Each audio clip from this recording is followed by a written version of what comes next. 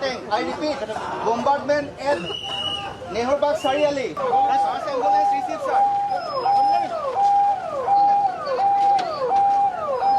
First ambulance received. One casualty evacuated, sir.